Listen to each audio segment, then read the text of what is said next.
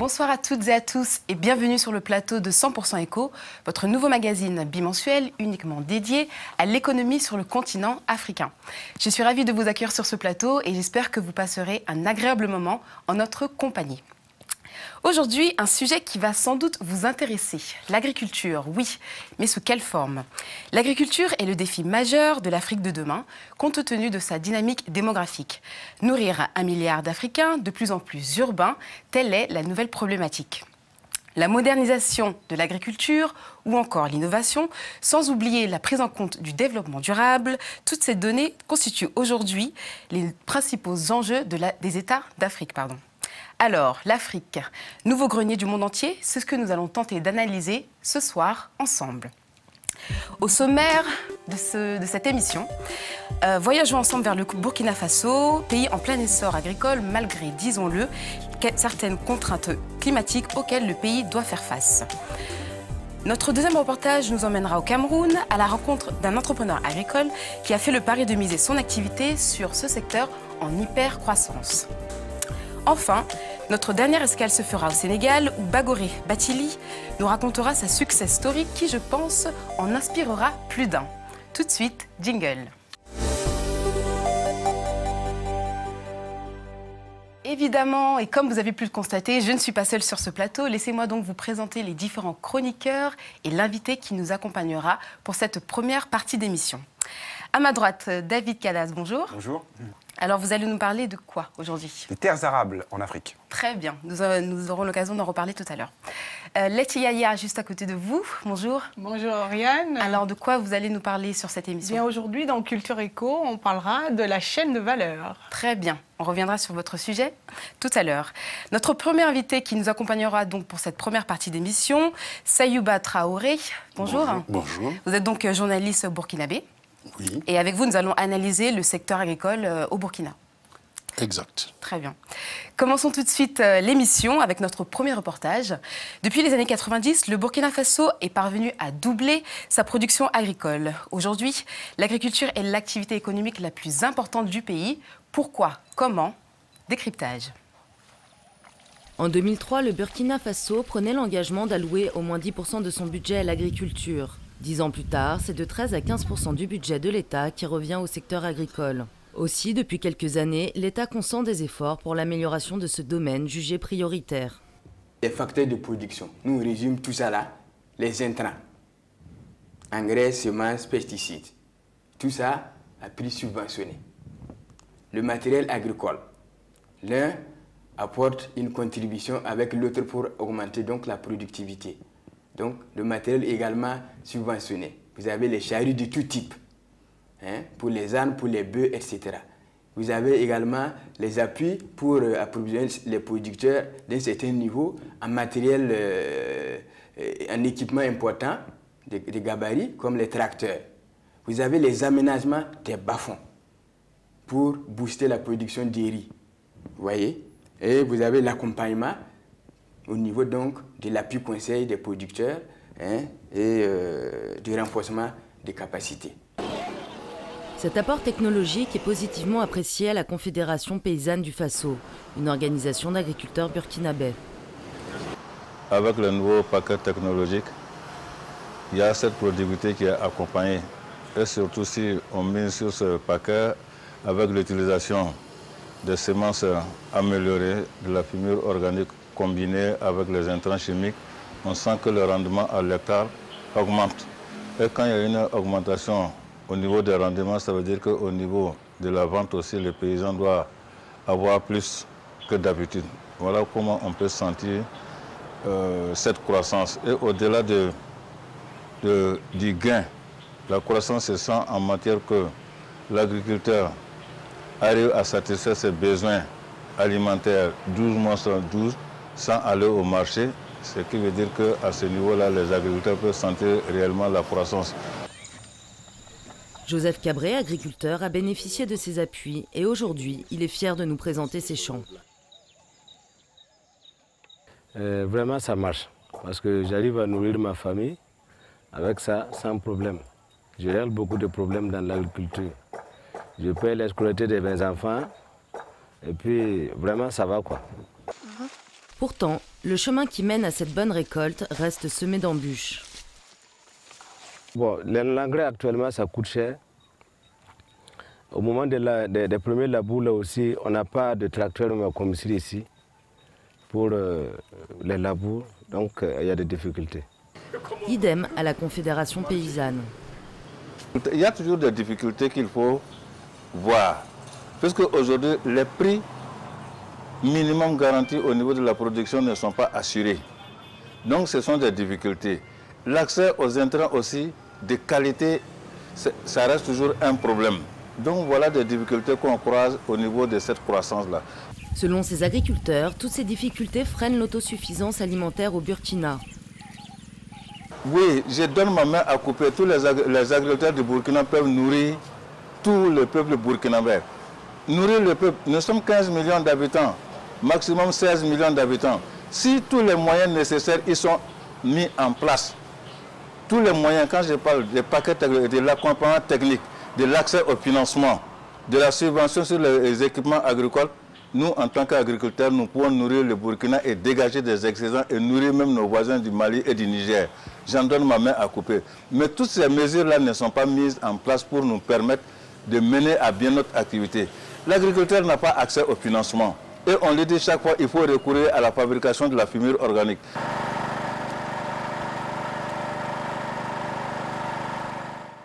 En attendant, cette agriculture ne couvre que 40% des besoins alimentaires.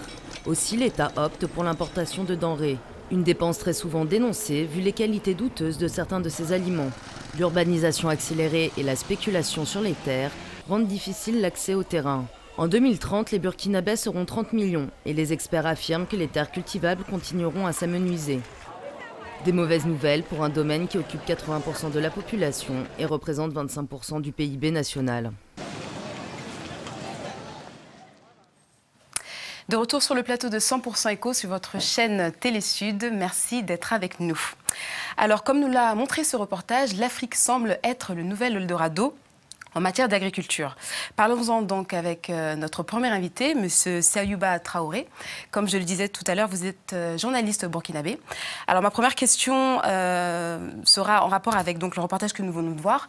Que pensez-vous donc, de l'appui dont les agriculteurs ont bénéficié et d'une manière plus générale, quels sont les atouts et les faiblesses du Burkina en matière agricole selon vous? Eh bien, les atouts sont très simples. Il y a l'engagement des villageois. Et au Burkina Faso, dans toute l'Afrique de l'Ouest, on vous dirait que le Burkina Faso, c'est le pays du travail. On ne sait que ça, travailler, on vous le dira. Ben, le problème, c'est qu'en face de ces atouts, il y a des faiblesses. Autre atout, il y a l'engagement, il y a la disponibilité des terres, il y a un savoir-faire ancestral. Et le paysan, c'est celui quand même qui connaît le mieux son terroir, même si lui ne met pas les mots scientifiques là-dessus. C'est quand même celui qui connaît son terroir. Et vous venez de l'entendre, si on a les moyens, on peut nourrir la population sans problème et même dégager des excédents. Mais en fait, il y a des problèmes, oui. Parce que il faut d'abord dire que le plus grand problème en Afrique, c'est que l'agriculture est essentiellement pluviale. 2% d'agriculture irriguée. Ça veut dire que nous dépendons de la pluie. Et quand la pluviométrie ne va pas, comme cette année où on a quelques inquiétudes, parce que ça a commencé tard, donc on ne sait pas quand est-ce que ça va, si ça va continuer jusqu'au mois d'octobre. Donc il y a vraiment une contrainte climatique à ce moment-là. La contrainte climatique, elle est là. Oui. En face, on a développé quelques cultures rapides, mais il faut des campagnes de vulgarisation pour que ces semences améliorées, dont on parle d'ailleurs dans le reportage, soient vulgarisées. Bon, donc il y a ce problème qu'on dépend de la pluie, de la pluviométrie. Deuxième problème, il y a une insécurité foncière. Parce que bon nombre de jeunes se sont lancés dans l'agriculture, mais quand on vient vous dire, avant la récolte, il faut que tu me donnes ma terre, il y a un souci, quoi. Et on l'a vu, que ce soit dans l'élevage, que ce soit dans l'agriculture, et ça c'est valable pour tout pays. Et tout simplement parce que les codes modernes de possession de la terre et les codes traditionnels ont oublié à un moment ou à un autre de se donner la main. Et je dirais que les intellectuels qui sont dans les milieux de décision peuvent, je dis bien peuvent, parce que là je suis prudent, peuvent porter une grande responsabilité dans cette histoire d'insécurité foncière dans la mesure où Et tout le monde en Afrique ne connaît pas le droit moderne parce qu'on a quand même 70% d'analphabètes. Mais tout le monde connaît le droit coutumier de son village. Bien sûr. Donc, il y a une forme de responsabilité que nous portons, les lettrés, parce que les autres sont à moitié exonérés. Parce qu'eux n'ont pas été à l'école, donc ils n'ont pas la chance de connaître le droit moderne, mais nous le connaissons. Un autre problème, c'est que le paysan n'a pas accès au crédit. Et ça a été dit. Bon, le premier facteur de production, c'est sa terre. Il ne peut pas gager ça auprès d'une banque. D'abord, le paysan ne sait pas comment fonctionne le crédit. Et le banquier ne sait pas comment parler à un paysan. On le voit, c'est encore plus flagrant dans le cas des associations féminines. Bon, une femme, dans beaucoup de pays, ne peut pas être propriétaire terrien. Vous arrivez pour demander un crédit, on vous dit, voilà, qu'est-ce que vous donnez comme garantie? Vous n'en avez aucune garantie. Je vous coupe 30 secondes. Je crois que David a une question pour vous. Justement, par rapport à la garantie, quand on parle de droit coutumier, ça veut dire que les paysans, ils ne peuvent pas produire un titre foncier quand ils vont à la banque pour prouver, pour donner une garantie à la banque, c'est ça? Ben, d'abord, il faut vous dire que c'est la civilisation de l'oralité. Le papier, le paysan n'en a strictement rien à foutre. Je ne sais pas si je peux dire ça à une télé, mais le papier n'en a strictement rien à foutre. C'est une affaire de vous et moi, le papier. Lui, il fonctionne sur la parole donnée. Le problème du paysan, c'est que nous, hommes de papier, nous sommes des gens sans parole, puisque nous pouvons nier notre propre signature. Nous pouvons le nier. On peut aller voir des avocats pour raconter n'importe quoi. Alors que le paysan, c'est la parole donnée. Il sait que votre ancêtre avait donné cette terre à mon ancêtre pour l'utiliser, pour l'usufruire, mais pas comme propriété. Donc le jour où vous voulez votre terre, mon descendant doit vous la rendre, parce que c'était un pacte ancestral. Mais si moi je dis, voilà, j'ai fait des papiers à la préfecture, et donc la terre est à moi, et ce qui le traite dans l'histoire, ce n'est pas vous, parce que vous avez respecté la parole de vos ancêtres. Mais moi, je suis venu avec un papier, un nouveau modèle de dévolution de la terre, que vous ne reconnaissez pas. Ce qui le traite dans l'histoire. Bon, je le dis de façon un peu brutale, mais je n'ai pas des mots plus doux pour le dire. Parce que quelqu'un qui vient vous arracher votre unique moyen de production, parce que dites-vous que pour le paysan, la terre, c'est son unique moyen de production. En dehors de ça, il meurt. Latiche, je pense que tu avais une question aussi. Oui, surtout, monsieur, vous avez dit que c'est de la responsabilité des lettrés si finalement ces paysans-là ne sont pas au courant de leurs droits. Non, je n'ai pas dit ça. Par rapport à l'insécurité foncière? Non, je n'ai pas dit ça. Non, je n'ai pas dit ça. Ils ne sont pas au courant de leurs droits parce qu'ils n'ont pas eu la chance d'aller à l'école. Ils n'ont pas eu la chance d'aller à l'école. Mais nous connaissons le droit moderne et nous connaissons le droit coutumier. Donc nous sommes doublement responsables. Très bien. Tout à l'heure, dans le reportage, le paysan disait qu'il a eu de quoi nourrir sa famille. Mais est-ce qu'il n'y a pas un problème de méthode de production agricole pour espérer produire plus que de quoi nourrir sa famille? Ah ben, vous mettez le doigt justement là où il y a... Parce que vu qu'il n'a pas accès au crédit, ça veut dire qu'il n'a pas accès aux intrants. Il voudrait bien se lancer, mais il faut un coup de pouce initial que lui, il ne peut pas s'offrir. Tout seul, il ne peut pas. Et le paysan n'est pas organisé dans la mesure où il est tout seul. Et si vous voyez toutes les expériences réussies qu'on peut citer, c'est dans le cadre d'une organisation paysanne. Tout seul, vous n'y arriverez pas. Vous n'avez pas accès au crédit, vous n'avez pas... Bon, le programme d'ajustement structurel, on dit à nos pays de ne plus faire l'encadrement rural dans les campagnes. Donc vous n'avez pas accès aux connaissances techniques, vous n'avez pas accès aux intrants, vous n'avez pas accès aux facteurs de production. Vous touchez un point important par rapport à ce que vous êtes en train de dire. J'ai une autre question. Par rapport à ce que vous venez de dire, quelles sont selon vous les techniques d'innovation en matière d'adaptation pour le Burkina? Qu'est-ce qu'on pourrait innover pour rendre un peu... On sait par exemple que le fait d'innover l'irrigation pourrait peut-être permettre de mieux exporter en sous-région. Tout à fait. Moi, selon vous. Je viens d'un pays aride où on a bon an, mal an. Quand ça se passe bien, on a 500 mm de pluie par an. Je sais que pour un forestier qui est habitué à avoir 2 mètres de pluie par an et 2 saisons de pluie, c'est inimaginable. Mais pourtant, c'est la réalité dans le nord du Burkina, dont je suis. C'est comme ça que ça se passe. Et on a 3 mois de pluie par an. Et les 9 mois, on regarde le ciel. On n'attend même pas une pluie parce qu'on sait qu'elle ne va pas venir. Eh bien, c'est chez moi qu'a été développée une technique qui s'appelle le zaï, qui est une façon d'aménager la terre. On appelle ça grand poké. En fait, c'est une technique traditionnelle qui a été revisitée par les paysans parce que, en fait, l'eau, elle tombe, mais elle s'en va. Donc, comment garder cette eau? Donc, ils ont fait le ZAI. Ils ont fait ce qu'on appelle les digues filtrantes. Ils ont fait les diguettes. Ils ont fait des cordons pierreux. Plusieurs techniques. Voilà, ils ont combiné plusieurs techniques.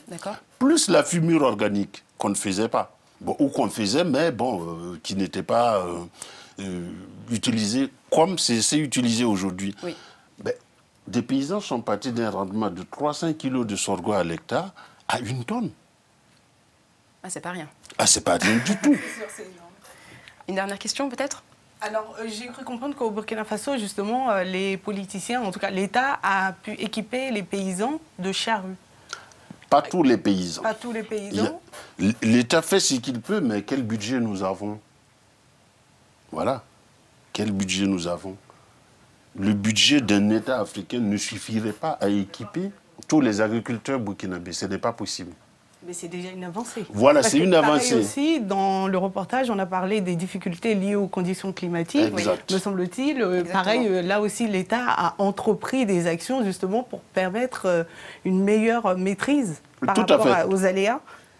Ben, madame, dans nos pays, prenez n'importe quel pays africain, bon, peut-être les pays du Maghreb qui ont des hommes d'affaires qui ont de la surface, mais prenez un pays d'Afrique subsaharienne, ben, peut-être en dehors de l'Afrique du Sud ou du Nigeria, qui peut encadrer des paysans dans les campagnes? C'est l'État. Qui a les moyens de le faire? C'est de l'État.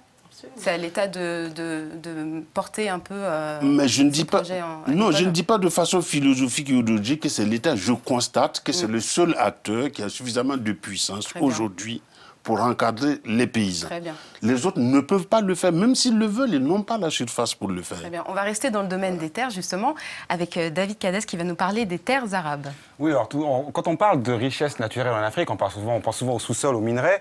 Eh bien, la première des richesses, c'est sans doute la terre. Alors, il faut savoir que l'Afrique, eh bien, on regroupe 60% des terres arables. Donc, plus de la moitié des terres cultivables dans le monde sont en Afrique. Et que, tout à l'heure, on en parlait, il y a seul 8,5%, en tirant un peu des chiffres, des terres qui sont cultivées en Afrique. Et donc, selon le Line Matrix Project, entre 2000 et 2010, il y a 134 millions d'hectares qui ont été vendus ou donnés en location à des tiers, des terres africaines. Alors ça représente, parce que les gens, c'est pas forcément un ordre d'idée, ça représente à peu près 7 fois le Sénégal en matière de superficie, donc c'est pas rien. Donc il y a une certaine, même s'il y a une certaine opacité dans les transactions foncières, il y a quand même des grands pays qui vendent leurs terres en Afrique. Alors je cite la RDC, l'Éthiopie, le Soudan ou encore Madagascar, pour ne citer que ceux-là. Mais par rapport à ça, il y a quelque chose qui m'a interpellée. Il n'y a pas des conséquences un peu politiques? Parce que, bon... Forcément, alors il y a des conséquences, parce que finalement, ce n'est pas pour les Africains qu'on produit. Alors, les 3/4 des terres sont dédiées aux biocarburants. L'autre, c'est dédié aux cultures d'exportation. Et donc, ça pose un problème de sécurité alimentaire. Alors, tout le monde et même de souveraineté nationale. Alors, tout le monde se souvient, ou peut-être pas, de l'affaire Daewoo à Madagascar. L'affaire Daewoo, c'est ce géant sud-coréen. Pour nous rappeler un peu pour nos téléspectateurs. C'est ce géant sud-coréen qui avait fait un deal sur un bail d'exploitation à Madagascar avec le président pour du maïs pour 1,3 million d'hectares, soit la moitié des terres arabes de Madagascar. Et c'est en partie cette situation qui avait précipité la chute du président Ravalomanana. Voilà, donc on voit bien que la terre, c'est un défi d'aujourd'hui et de demain. La terre et l'agriculture sont des gros défis de demain. Très bien. Merci David. Je vais remercier notre invité, Sayouba Traoré. Merci d'avoir répondu à nos questions aujourd'hui. C'est moi qui vous remercie. On va continuer donc l'émission. Jingle.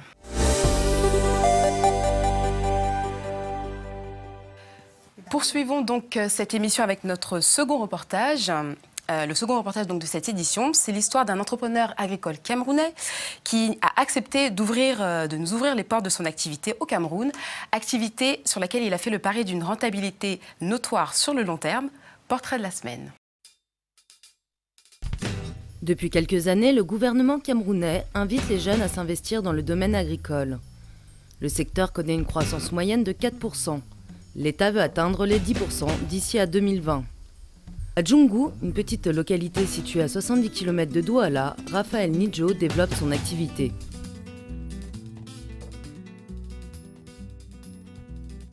L'agriculture m'a intéressé à l'âge de 16 ans, juste lorsque j'ai fini l'école primaire à partir de 14 ans. parents n'ont pas eu les moyens de m'envoyer continuer mes études à l'école secondaire. Pour la seule préoccupation, puisque mon père avait le champ et puis c'était en forêt, j'ai donc décidé d'abattre et de m'intéresser à l'agriculture. L'agriculture du cacao n'est plus un truc archaïque. Vraiment, il faudra qu'on sache que l'agriculture aujourd'hui, c'est aussi moderne. On constate qu'il faut investir pour avoir, il faut aussi une école pour cette agriculture. Il faut accompagner avec les produits chimiques tels que les engrais, tels que les insecticides et les herbicides pour faire vraiment une agriculture moderne et industrielle.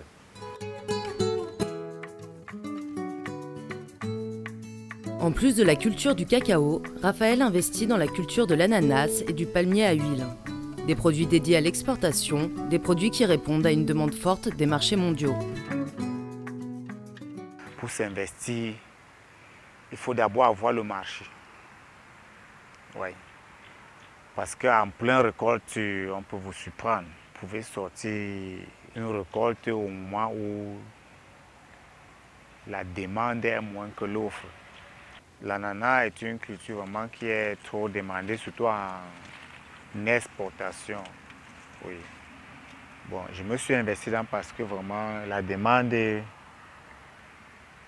Il y a des périodes, surtout comme en ce moment-là, il y a un manque d'ananas, auquel la demande vraiment est plus que l'offre.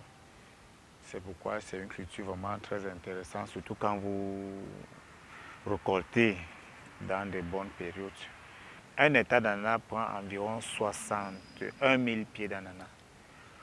Vous voyez que s'il faut peut-être vendre 60 000 ou 50 000 pieds d'ananas à 100 francs, quel qu'en soit le coût de l'investissement.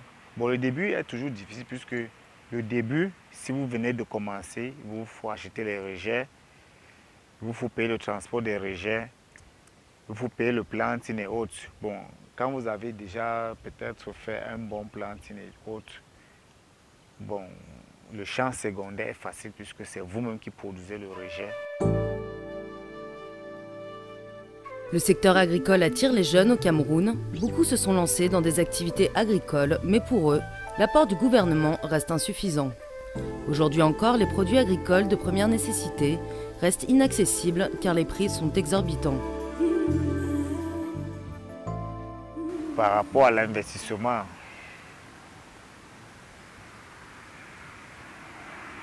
nous travaillons le maintien, puisque à la fin de l'année, quand j'ai fait le bilan, je constate quand même que je nourris ma famille.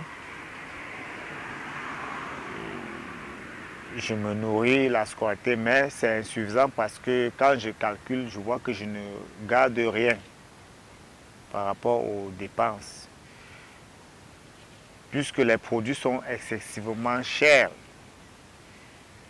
On se dit que si le gouvernement nous soutient, hein, on pourra en faire plus, même 10 hectares, même 20 hectares, mais ça dépendra de... Ouais, ça dépendra de comment le gouvernement pourra nous soutenir.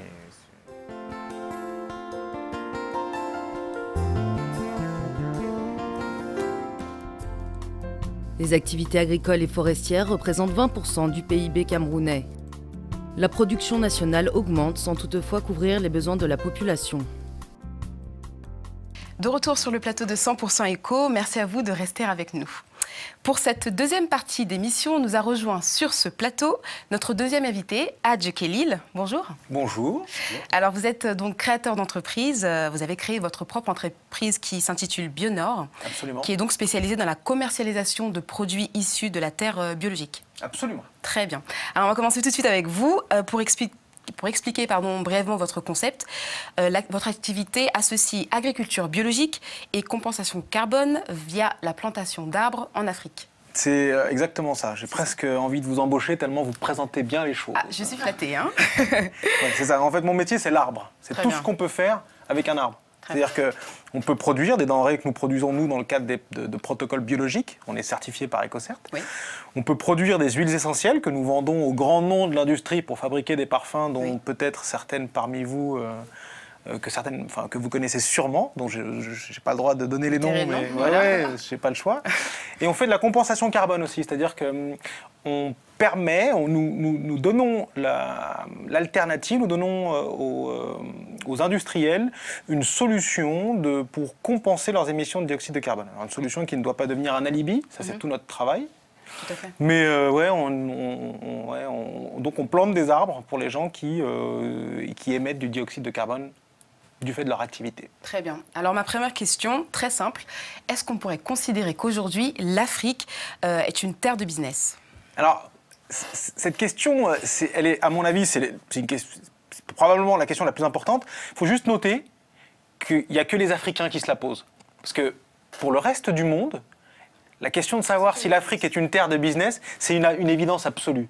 Dans les plus grandes écoles, dans les plus grandes universités planétaires, dans les plus grands centres d'investissement planétaires, les gens ne se posent même pas la question. La question, c'est pas de savoir est-ce que c'est une terre, la question c'est où est-ce que je peux investir, où est ma part, est-ce que vous avez une opportunité, où est-ce que je peux acheter, où est-ce que je peux me placer, où est-ce que je peux investir immédiatement. Et donc aujourd'hui, malheureusement, les Africains n'ont pas compris, n'ont pas réalisé, ne sont pas conscients suffisamment du fait que le vrai luxe dans la vie, c'est l'espace, aujourd'hui.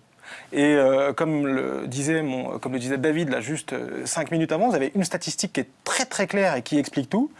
60% des terres arables sur Terre sont en Afrique. En réalité, une fois que vous avez dit ça, vous avez répondu à tout. Quand vous savez qu'aujourd'hui, si vous voulez, vous avez beau être... vous allez faire ce que vous voulez, de toute façon, à la fin de la journée, il faut que vous mangiez. Oui. À la fin de la journée, il faut alimenter cette formidable machine que sont nos corps.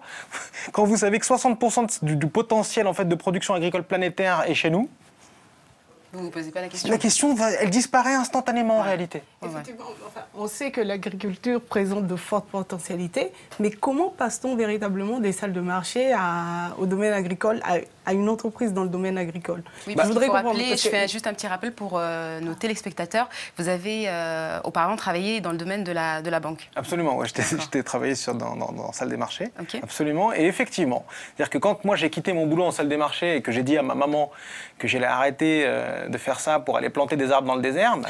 Comment a-t-elle réagi? Elle a eu mal au cœur, hein, elle était triste. Elle m'a fait le mélodrame africain. Comment, mon fils, tous ces sacrifices pour rien. Et mon père avait compris, en revanche. Mon père avait compris que c'était le bon choix. C'est-à-dire que, vous savez, quand vous prenez une décision dans la vie, ce qui est important, une des choses qui sont importantes, c'est la perspective temporelle. C'est-à-dire que, est-ce que vous voulez un retour sur investissement demain, après-demain, dans 5 ans ou dans 10 ans? Et en général, plus le retour sur investissement est long, et plus le bénéfice est énorme. Moi, la chose que je me suis dit, c'est que finalement, j'investirais pour le moyen terme ou pour le long terme. Et franchement, j'ai eu raison. Parce qu'aujourd'hui, je gagne à peu près le même salaire que ce que je gagnais quand j'étais à Londres.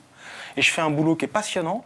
Et je me bats pour l'Afrique et j'en suis hyper fier. Et quelles sont les difficultés qu'on rencontre justement quand on se lance dans une entreprise dans l'agricole, dans le domaine agricole justement? Les difficultés sont colossales. C'est-à-dire qu'aujourd'hui, le problème en Afrique, c'est pas qu'il faut apprendre les choses. C'est une erreur quand on vous dit qu'il faut apprendre les choses. En Afrique, le problème, c'est qu'il faut inventer les choses. C'est-à-dire qu'aujourd'hui, on est dans un monde qui a complètement basculé. On est dans un monde qui n'est plus le même que celui, si vous voulez, des manuels sur lesquels nous étudions. C'est un monde qui, en réalité, malgré ce que je vais dire, va faire de la peine à certains de mes camarades, mais c'est un monde qui va en réalité beaucoup plus vite, même qu'Internet. Et donc la seule chose qui nous sauvera, c'est la capacité à ce que nous, nos ancêtres, nos sages, nos jeunes, qu'on se réunisse au bord qu'on se mette à table et qu'on réfléchisse ensemble pour aller plus vite que la manière dont les choses changent. Très bien. Alors, David, vous êtes présent dans plusieurs pays en Afrique. Absolument. Et justement, est-ce qu'on pourrait parler de l'environnement des affaires? On sait que c'est parfois compliqué de faire des affaires et même de l'import-export ou travailler à l'international avec l'Afrique. Est-ce que vous pouvez nous en toucher 2 mots? Ouais, alors, l'environnement, il ne faut pas se leurrer. Hein. C'est-à-dire que nous, on est des petits soldats de la cause notamment africaine. Ça ne veut pas dire qu'on est naïf. Le climat des affaires en Afrique, c'est vraiment pas simple. Ah ouais, c'est hyper dur. C'est-à-dire que aujourd'hui, si vous voulez, pour le même investissement en Afrique, dans un pays d'Asie, vous gagnez 2 fois plus. Bien sûr. Vous gagnez 2 fois plus, c'est-à-dire que c'est vrai. Cela dit, l'Asie est fatiguée, malgré tout ce qu'on peut dire, alors que l'Afrique est vierge. C'est-à-dire qu'une fois de plus, c'est une question de perspective temporelle dans votre investissement. Oui, il y a beaucoup à faire. En fait, vous êtes en train de dire qu'il y a beaucoup à faire en Afrique. Tout est à faire, tout est à inventer. D'accord. Et c'est pour ça qu'aujourd'hui, c'est si difficile. C'est pour ça que le climat des affaires est si pénible. C'est pas parce que les Africains sont plus embêtants que le reste des autres humains. Pas du tout. C'est parce qu'on est dans un environnement où les choses sont à inventer et où les gens n'ont pas compris qu'il fallait qu'ils utilisent cette partie de leur cerveau. Oui, mais au-delà de ça, il faut quand même avoir un capital de départ pour démarrer. Parce que, d'accord, il faut pouvoir inventer les choses, il y a des potentialités. Quand bien même on a des idées, parfois on est à court de moyens, de capitaux, de moyens financiers pour se lancer. Je ne peux pas vous contredire. C'est-à-dire que l'idée de dire qu'on peut partir vraiment avec rien est fausse et injuste. Je vous l'accorde parfaitement. En revanche, on peut partir avec pas grand-chose. On peut partir avec pas grand-chose. C'est-à-dire qu'aujourd'hui, moi, j'ai des producteurs. Ce fut votre cas. Moi, j'ai été. Non, on ne peut pas dire ça. Vous avez un. Moi, je peux vous raconter mon histoire, hein, parce que. En quelques mots. En quelques mots, j'ai gagné pas mal d'argent quand j'étais à Londres, que j'ai investi dans ma boîte, mais par ignorance et arrogance, j'ai tout perdu la première année. C'est-à-dire que moi, j'avais 40 ou 50 000 euros de côté, que j'ai mise dans ma boîte. Je suis arrivé fièrement en Afrique en expliquant que je savais, que j'avais compris, avec cette espèce d'orgueil que j'avais appris ailleurs. Et je l'ai payé très très cher. Donc en fait, je suis finalement reparti de zéro. Et vous savez, aujourd'hui, un projet en Afrique avec, ça va avec 2, 3, 4 000 euros, l'équivalent de 2, 3, 4 000 euros. Je sais que ça peut être beaucoup dans certains pays d'Afrique, je sais. Je sais que ça peut être énorme. Mais il y a quand même beaucoup d'Africains pour qui c'est pas impossible de les avoir. Bien sûr. Je sais que c'est pas simple. Hein. Attention, hein, je respecte en fait tous ces gens qui peuvent parfois dans nos pays mettre une vie à mettre cette somme de côté. Je suis d'accord. Même peut-être des fois 2 vies. Mais il y a quand même en Afrique aujourd'hui beaucoup de gens qui les ont. Et il y a beaucoup de gens qui en plus ont la capacité inventive nécessaire en fait pour relever ces défis-là. Et c'est à eux qu'il faut parler en premier. On parle bien entendu à tout le monde. Hein, parce qu'en Afrique, on aura besoin de tout le monde. Et c'est ça, d'ailleurs, le boulot des hommes d'affaires et des gens qui sont un peu dans le business. C'est ça notre boulot à nous. Notre boulot à nous, c'est d'identifier et de fabriquer un business model où il y aura de la place pour tout le monde. Aujourd'hui, quelqu'un qui arrive et qui ne sait pas lire, on ne lui parle pas aujourd'hui de savoir comment on organise une irrigation avec un ordinateur, avec un pilotage par satellite. Non. Il faut, en attendant qu'il soit capable de faire ça, parce que je suis convaincu que les gens peuvent apprendre à le faire, en attendant qu'ils soient capables de le faire, il faut leur trouver une place et les rendre efficaces tout de suite. Mais en 2 mots, j'ai une autre question à vous poser. Aujourd'hui, selon vous, quelle production fait l'objet d'une forte demande en Afrique ? Si jamais on veut, investir, selon vous. Hein. Alors moi, je suis complètement... moi, je suis iconoclaste sur ça. Moi, je pense qu'il faut qu'on abandonne le cacao, Non. Moi, je pense qu'il faut qu'on se concentre sur... Quoi vous misez moi, je miserais sur les productions à très forte valeur ajoutée. Moi, je pense qu'aujourd'hui, il faut qu'on remonte la chaîne de la valeur. Il faut qu'aujourd'hui, on développe, qu'on fasse la chasse à la richesse. C'est-à-dire que les choses qui aujourd'hui nous ont plombés pendant des centaines d'années, le café, le manioc, enfin tout ça, là, c'est très bien, c'est ce qui a fait que nous sommes là, c'est probablement ce qui a permis à nos ancêtres d'avoir des enfants que nous sommes, donc nous devons beaucoup à ces cultures-là, mais aujourd'hui notre devoir à nous en tant qu'enfants de cette mécanique, en tant que aboutissement de cette logique, enfin en tout cas que... Oui. Nous sommes là aujourd'hui présents, il faut qu'on passe un cran, il faut qu'on avance. La valeur ajoutée. Il faut aujourd'hui qu'on se pose la question de comment on peut faire de l'agroforesterie, de multiplier les rendements. Il faut qu'on se pose la question de savoir comment nos unités agricoles peuvent être, en plus d'unités de production, de production agricole, des unités de production d'énergie.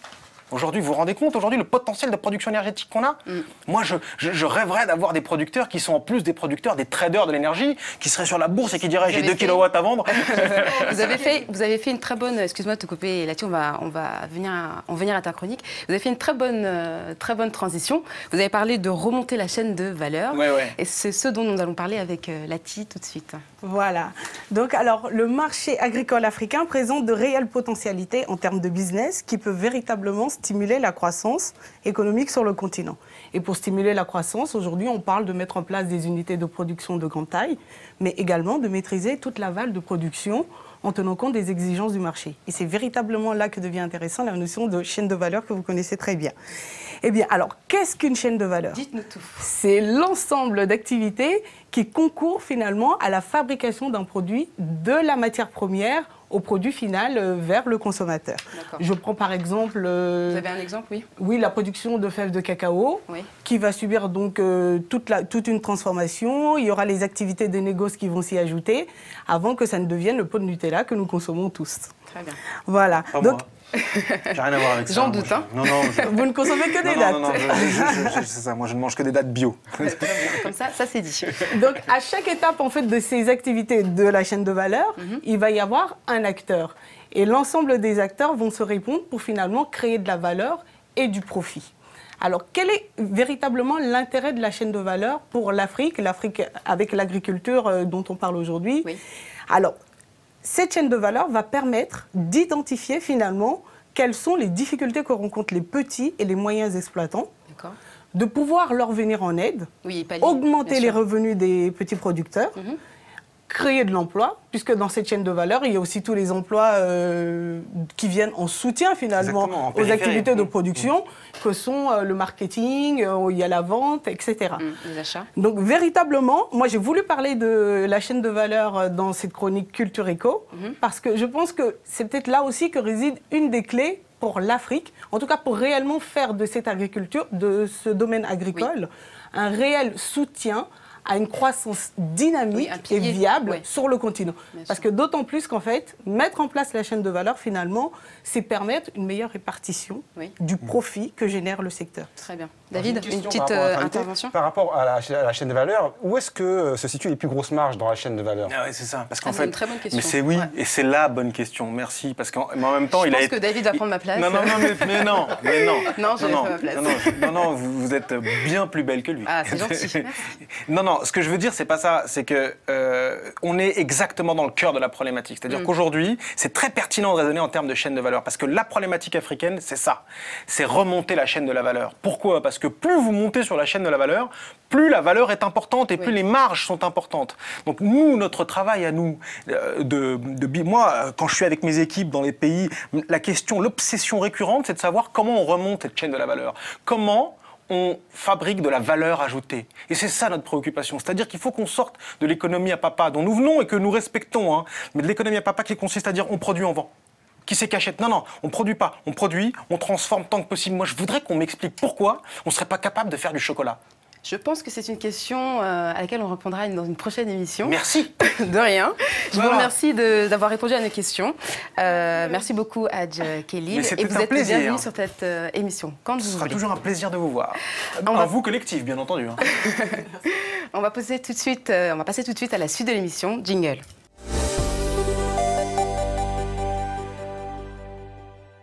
Bagoré Bathily, ce nom ne vous dit sans doute pas grand-chose, et pourtant.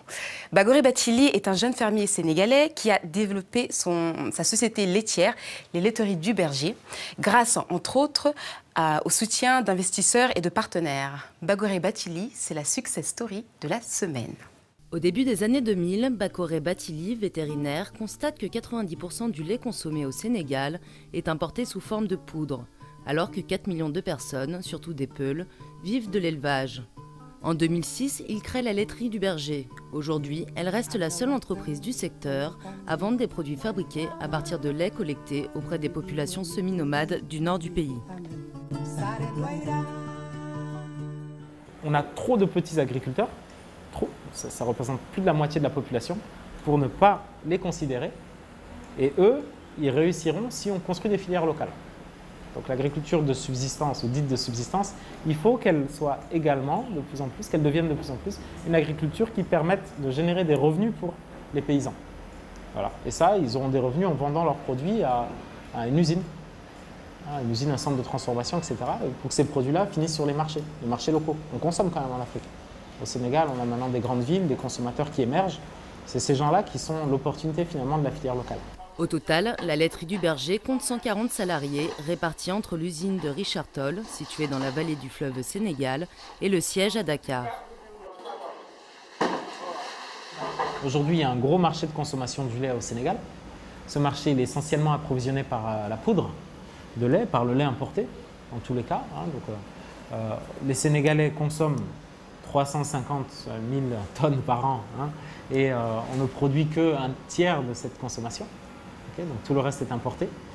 Et à mon avis, on ne produit pas plus parce qu'il n'y a pas d'écoulement, il n'y a pas d'incitation à produire plus.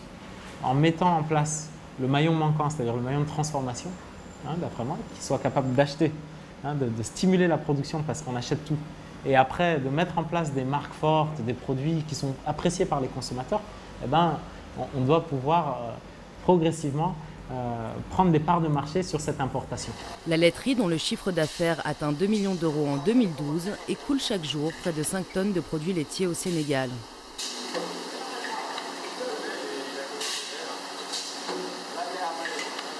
Quand on a commencé en 2007, on était positionné avec nos produits finis comme premium. Donc, on avait un produit ultra frais, du lait frais. C'était des produits peut-être qui visaient une clientèle plutôt élevée et qui avaient un positionnement, disons, de type bio ou équitable. Hein. Et ensuite, il y a eu la crise alimentaire mondiale. Là, toutes les matières premières ont beaucoup augmenté 2007-2008, fin 2008. Et là, notre lait, qui était avant plus cher que le lait en poudre, est devenu comparable au lait en poudre, en tout état de cause. Comparable. Là, ça a changé complètement la donne. On s'est dit, on peut se repositionner, avoir un produit populaire, un produit tout public. Donc ça, on a fait une marque, hein, qui était repositionnée, très sénégalaise, vraiment le produit que tout le monde peut consommer au Sénégal, distribué partout, pas cher, correspond aux goûts locaux, etc. Et avec du lait local dedans. La marque Dolima, Donne-moi plus en Wolof, est distribuée dans plus de 8000 points de vente au Sénégal. Mais l'enseigne reste confrontée à de nombreux défis. La faiblesse des rendements agricoles, le manque d'infrastructures et une concurrence qu'elle juge déloyale. C'est beaucoup plus cher d'acheter du lait localement. Il y a beaucoup plus de taxes si on compte toutes les taxes qui sont appliquées à un litre de lait qui arrive dans notre usine. Finalement, il aura payé beaucoup plus de taxes que le litre de lait qui rentre au port. Sans aller dans les détails, il y a un cadre réglementaire qui n'est pas propice, semble-t-il, hein, qui n'est pas propice bien souvent à l'émergence sur le long terme des filières locales. La réalisation de la croissance locale, la réalisation des opportunités de business sur les filières locales. Le rôle de l'État là-dedans est déterminant en termes de réglementation. S'il n'est pas aujourd'hui capable de financer toutes les infrastructures ou subventionner le développement de l'agriculture, bon, c'est une chose, hein, mais sa responsabilité reste de mettre en place des règles qui permettent l'émergence d'une agriculture locale.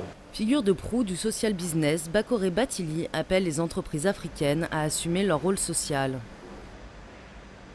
Je crois que de toute façon, en Afrique, il faut être pragmatique. On a des marchés qui sont relativement petits parce que les gens sont pauvres. Donc les entreprises, elles doivent faire la balance entre ce qu'elles peuvent créer comme valeur financière pour fonctionner et pour leurs actionnaires, ça c'est clair. Mais elles doivent aussi, dans cette balance, intégrer les facteurs de pérennité de nos économies, de réalisation de la croissance de la consommation. Et ça, elles ont un rôle à jouer dedans. La laiterie du Berger poursuit sa croissance au rythme de 30% par an depuis sa création.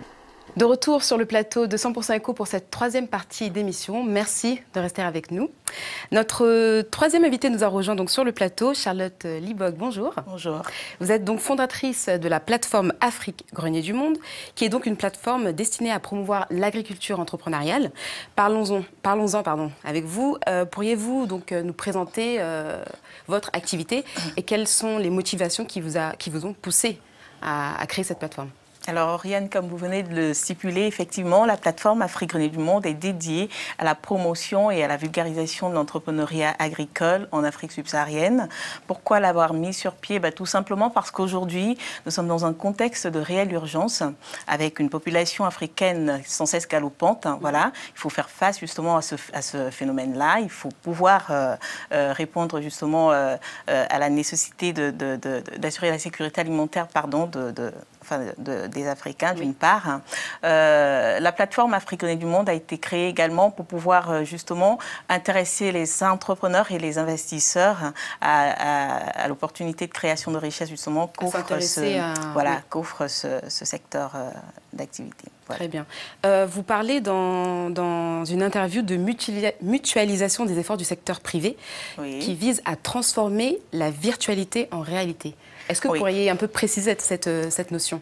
Alors, je parle en fait d'une mutualisation d'efforts. Donc, il s'agit d'une mutualisation d'efforts des cadres, des entrepreneurs, des investisseurs, du secteur privé, de la société civile, des décideurs politiques et voilà, de tous en fait pour justement l'émergence nécessaire de cette agriculture africaine qui est au cœur de divers enjeux pour le continent africain. Pour les entrepreneurs, c'est effectivement l'opportunité de création de richesse qu'il faut mettre en avant, mais pour l'Afrique dans son ensemble, c'est la possibilité. En fait, c'est le facteur clé en termes de développement. Voilà. Il faut dire que l'agriculture aujourd'hui nous donne la possibilité de pouvoir résoudre la problématique relative au chômage des jeunes. Oui. L'agriculture nous donne la possibilité, voilà, nous donne également la possibilité de pouvoir assurer une certaine croissance économique. Voilà, ce qui n'est pas le cas aujourd'hui avec les importations massives que connaît ce continent. Voilà. Très bien. Donc, Lati, tu as une question. Alors, je crois qu'effectivement, on le dit, l'agriculture, il y a de réelles potentialités, on le sait. Mais que fait concrètement Afrique Grenier du Monde pour venir en aide justement à ces agriculteurs? Alors en fait, il ne s'agit pas de venir en aide. Moi, je suis entrepreneur, voilà, donc j'ai essayé de mettre en place un outil dédié à l'entrepreneur agricole. Maintenant, quand on parle d'entrepreneuriat agricole, effectivement, les petits producteurs sont concernés. Le but pour nous, c'est de les amener à partir en fait de la logique de subsistance quotidienne qui est la leur. Aujourd'hui, on l'a vu dans le premier reportage que vous avez passé, pour aller vers une logique justement de création de richesse. En fait. Voilà, d'agriculture business. Oui. Voilà, oui, tout à fait. Nous faisons de l'information, de la sensibilisation, mais nous faisons également de l'accompagnement, effectivement, pour l'entrepreneur et pour l'investisseur agricole. Et à ce niveau-là, qu'est-ce qu'on fait concrètement? On fait ce qu'on appelle la mise en relation des uns avec les autres. Donc les entrepreneurs avec les acteurs divers de leur développement, en fait, dans le cadre du déploiement de leur activité. Tout à fait. Pour revenir un peu sur ce que vous dites, vous êtes une sorte de plateforme réseau. Oui, nous sommes une plateforme réseau, nous sommes une plateforme d'information, de sensibilisation et nous sommes enfin une plateforme dédiée en fait du plaidoyer. On peut dire ça comme ça, on participe à des forums, à des conférences pour justement amener en fait les décideurs internationaux, les interpeller sur les conditions qui sont celles de l'émergence même de l'agriculture africaine aujourd'hui, parce qu'on pourra prendre au niveau de nos décideurs politiques, au niveau de, je veux dire tout simplement que tous nos efforts seront vains si, au niveau international, on ne révise pas, par exemple, les accords de l'OMC qui ont institué une libéralisation des échanges dans ce domaine-là, dans le domaine alimentaire. C'est aberrant pour la paysannerie dans son ensemble, pour la paysannerie africaine encore plus. Voilà. Et quand on sait, comme l'a dit votre interlocuteur tout à l'heure, quand on sait que l'Afrique, aujourd'hui, c'est 65% de la population rurale, c'est 75% de la population qui travaille pour l'agriculture, eh ben, on ne peut ne pas s'intéresser en fait à ces gens-là. Très bien, David, une question par rapport au nom même, Afrique Grenier du Monde. L'Afrique va être le grenier du monde parce que 60% des terres arabes sont en Afrique, mais vraisemblablement ce ne sera pas le grenier de l'Afrique parce que ce n'est pas destiné aux cultures vivrières généralement. Justement, il faut aller vers là. C'est pour ça que je vous parle d'information. Pardon, Rianne. Juste une petite information, c'est déjà que je pense le Cameroun est déjà le grenier de l'Afrique centrale. Oui, le Cameroun est le grenier de l'Afrique centrale, mais pourrait l'être encore plus. Ouais. Pourrait être même le grenier de l'Afrique. Enfin bref, j'exagère un petit peu. Je vais revenir justement à la virtualité dont on parlait tout à l'heure. Nous sommes effectivement le continent, on va dire, nous sommes effectivement le grenier du monde aujourd'hui. Nous avons plus de la moitié des terres arabes, comme vous l'avez stipulé. Nous avons un potentiel hydraulique qui reste inexploité et nous avons le facteur humain, nous avons les hommes. Alors, tous ces facteurs-là combinés font que nous sommes cette Afrique grenier du monde-là. Mais nous ne pourrons émerger que si l'ensemble, justement, pas simplement les Africains, si on saisit justement cette opportunité de création de richesse que nous offre justement ce secteur d'activité dans un contexte, encore, disons-le encore, dans un contexte d'épuisement des ressources qui est mondial. Voilà. Donc c'est l'opportunité pour l'Africain justement de se saisir c'est la possibilité pour l'Afrique en fait d'émerger grâce à l'agriculture. Voilà. Je crois que votre plateforme existe depuis maintenant 2 ans, si je ne me trompe. Oui, voilà. Vous avez déjà commencé à voir justement des retours de vos actions. Énorme. C'est vrai? Énorme. On a énormément d'entrepreneurs, de petits producteurs qui font appel à nous, donc dans le cadre justement de la recherche de solutions pour leurs problématiques en termes de financement, parce que c'est le problème numéro 1 justement de l'agriculture africaine, en termes d'accompagnement d'accompagnement technique, voilà, nous préconisons l'agroécologie, je le dis en passant, en termes justement de recherche d'informations, parce qu'il s'agit pour nous d'informer, de sensibiliser sur l'opportunité de richesse, sur l'ensemble de la chaîne de valeur agricole, parce que très souvent, en fait, quand on dit agriculture, les gens ont le réflexe production. Mais il s'agit pour nous, en fait, de sensibiliser les uns et les autres sur la nécessité de créer, du moins dans le pôle, si je puis m'exprimer ainsi, dans le pôle transformation des produits, comme l'a dit M. Fédil, qui est passé tout à l'heure, voilà, ou même M. Battili, également pour la commercialisation des produits, pour la création de services annexes, comme par exemple les services financiers, l'assurance agricole, la formation agricole, le conseil opérationnel. Voilà, ce sont autant de secteurs en fait qui devraient être investis par des cadres, par des entrepreneurs comme vous et moi, justement pour permettre à ce secteur-là de connaître une réelle émergence. Alors nous savons qu'en 2012, les objectifs donc, de votre plateforme étaient le développement économique et l'innovation via la semi-mécanisation du secteur agricole, ou encore le développement de l'innovation scientifique et d'éthique. Est-ce que ces objectifs perdurent? Est-ce que vous les avez atteints? Est-ce qu'ils ont changé aujourd'hui? Pas du tout. Ce sont des objectifs en fait sur le long terme. Voilà, donc si je me réfère au dernier rapport de l'AGRA, qui est en fait la structure de Kofi Annan, sur les faiblesses de l'agriculture africaine aujourd'hui, on a parlé de la recherche, de la faiblesse justement de la recherche. Il s'agit pour nous de toucher les acteurs de ce secteur-là pour leur dire, voilà, il faut réellement y aller. On a parlé également de la faiblesse du financement, la faiblesse de l'innovation, etc. Ce sont des objectifs atteignables en fait à long terme, avec l'implication de tous. Voilà. Donc à l'heure d'aujourd'hui, si on regarde le calendrier de notre plateforme, nous sommes en fait à l'ère, on va dire, de la mobilisation des ressources. Il s'agit de venir vous voir pour vous dire, voilà, nous existons, de manière à communiquer, de manière à ce que les entrepreneurs puissent justement savoir qu'il y a un outil pratique aujourd'hui qui leur est dédié justement dans le cadre du déploiement de leurs activités, de manière à ce que les investisseurs puissent également prendre en compte la nécessité d'investir aujourd'hui ce secteur-là, pas seulement pour l'étranger, comme on le voit aujourd'hui avec l'accaparement des terres arables, mais également pour l'Afrique. C'est pour ça que nous parlons énormément de la responsabilité sociétale et environnementale nécessaire justement dans le cadre du déploiement. Une dernière question, David, quand on parle d'agriculture entrepreneuriale, est-ce qu'on n'oublie pas un peu les paysans? Alors les paysans qui ont parfois des problèmes d'alphabétisation, qui en matière de formation, il y a forcément un goulot d'étranglement. Est-ce que ça oppose pas l'entrepreneuriat, ça oppose pas au monde paysan qui n'a pas forcément les mêmes atouts que quelqu'un qui a fait des études et qui peut suivre une formation? Pas du tout. Il s'agit en fait de créer des joint ventures, de mettre en place des solutions justement permettant une mutualisation d'efforts entre le monde paysan d'une part et le secteur privé d'autre part. On a déjà des exemples. Là, tout à l'heure, on a parlé de M. Battili et de sa structure. C'est l'un des exemples, justement, de ce que je viens de vous dire, parce qu'il fait appel à des petits producteurs dans le cadre, justement, du développement de son activité. C'est ce que nous préconisons au sein de la plateforme. Et nous parlons d'agriculture entrepreneuriale, pas simplement pour les acteurs du secteur privé, mais également pour ces petits producteurs que constituent les paysans, parce que l'objectif, comme je vous le disais au début, c'est de les faire partir de la logique de subsistance quotidienne vers la logique de business. Voilà. C'est ça. Très bien. Merci beaucoup, Charlotte Libog. Merci pour votre intervention. Nous arrivons donc au terme de cette émission. Merci à tous les invités qui ont accepté de répondre à nos questions aujourd'hui pour cette seconde édition. Merci à nos chroniqueurs d'aujourd'hui, David Cadas et Letty Yaya. Merci aussi à la régie sans qui ce travail ne se ferait pas, sans qui cette émission ne se ferait pas.